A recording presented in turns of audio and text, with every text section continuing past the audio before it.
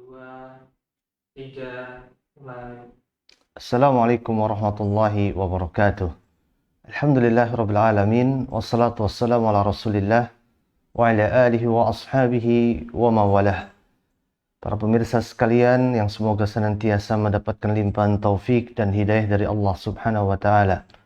Dan semoga kita semua senantiasa mendapatkan inayah dari Allah subhanahu wa ta'ala untuk melaksanakan setiap apa yang kita dengar, setiap apa yang kita dapatkan dari berbagai ilmu yang bermanfaat di sisi Allah subhanahu wa ta'ala. Para pemirsa yang dimuliakan oleh Allah subhanahu wa ta'ala, termasuk Asma'ul Husna, termasuk nama Allah subhanahu wa ta'ala yang agung dan mulia adalah nama Allah Al-Hayyu dan nama Allah Al-Qayyum. Kedua nama ini, Al-Hayyu dan Al-Qayyum, sering Allah gandengkan secara bersamaan.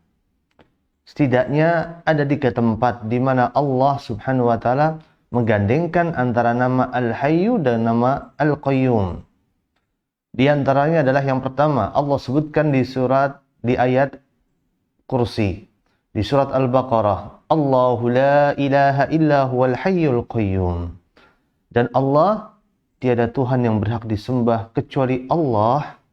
Allah lah yang Al-Hayyu dan Al-Qayyum. Al-Hayyu Al-Qayyum maknanya adalah bahwa Allah itu Al-Hayyu, Maha Hidup. Allah Maha Hidup dan hidupnya Allah adalah hidup yang penuh dengan kesempurnaan.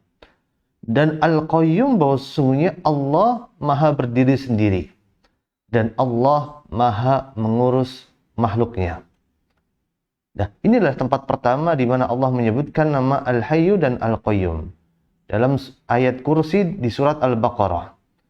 Kemudian tempat yang kedua di mana Allah menggandengkan antara Al-Hayyu dan Al-Qayyum adalah dalam surat Ali Imran, di awal dari surat Ali Imran. Ketika Allah menyebutkan Alif Lam Mim, Allahu la ilaha illa huwal hayyul qayyum. Alif Lam Mim, bahwa sungguh Allah tiada Tuhan yang berhak disembah kecuali Allah, dan Allah lah adalah Al-Hayyu Al-Qayyum, yang Maha hidup dan Maha mengurusi makhluknya. Allah Maha berdiri sendiri. Kemudian yang ketiga, tempat yang ketiga di mana Allah menyebutkan dan menggandengkan antara Al-Hayyu dan Al-Qayyum adalah dalam surat Taha ayat ke-111. Ketika Allah menyebutkan wa'anatil wujuhu lil hayyil qayyum, dan semua wajah pada hari kiamat nanti tertunduk di hadapan Al-Hayyu Al-Qayyum, di hadapan Zat yang Maha hidup, Zat yang Maha berdiri sendiri, Zat yang Maha mengurus makhluknya. Wa qad khaba man hamala dzulma, dan sungguh merugi orang yang membawa kedoliman. Orang yang membawa kedoliman dalam dirinya. Di hari kiamat nanti, di mana tidak ada bermanfaat sama sekali harta yang kita miliki dan anak-anak yang kita punyai. Para pemirsa yang dimuliakan oleh Allah subhanahu wa ta'ala, itulah 3 tempat di mana Allah menggandengkan antara nama Al-Hayyu dan nama Al-Qayyum. Dan 2 nama ini disebutkan oleh para ulama termasuk bagian dari nama Allah yang paling agung. Nama Allah yang paling mulia. Nama Allah, jika kedua nama ini disebutkan oleh seorang hamba dan dia meminta kepada Allah dengan memanggil Allah Azza wa Jalla menggunakan nama ini, tentunya Allah akan mengabulkan doa kita. Allah subhanahu wa ta'ala akan mengijabahi dan memberikan apa yang kita minta. Para pemirsa yang dimuliakan oleh Allah subhanahu wa ta'ala, nama Al-Hayyu, Allah yang Maha hidup, menunjukkan sifat hidup bagi Allah. Sifat hidup yang sempurna bagi Allah. Hidup yang sempurna bagi Allah adalah sebuah kehidupan yang tidak diawali dengan kefanaan. Hidup yang sempurna bagi Allah adalah hidup yang tidak diawali dengan ketiadaan. Berbeda dengan makhluknya. Kita memiliki sifat hidup. Saya, Anda, dan mereka memiliki sifat hidup. Tetapi kehidupan kita diawali dari kefanaan, ketiadaan. Sebagai contoh, kita yang dilahirkan pada tahun 1990. Maka pertanyaannya adalah, sebelum tahun 1990, sebelum tahun 90-an, di manakah Anda? Pada tahun 1980, tahun 1970, 1945, ketika Indonesia merdeka, di manakah Anda pada saat itu? Maka jawabannya pasti adalah bahwa kita belum ada, kita belum dilahirkan. Itulah kehidupan pada makhluk. Diawali dari sebuah ketiadaan. Berbeda dengan Allah Azza wa Jalla. Allah hidupnya adalah sempurna. Tidak diawali dengan ketiadaan, tidak diakhiri dengan kehancuran, kepunahan, dan kebinasaan. Berbeda dengan kita. Kita manusia, hidup kita akan mengalami kehancuran, kebinasaan, kepunahan ketika kita menghadapi ajal kita.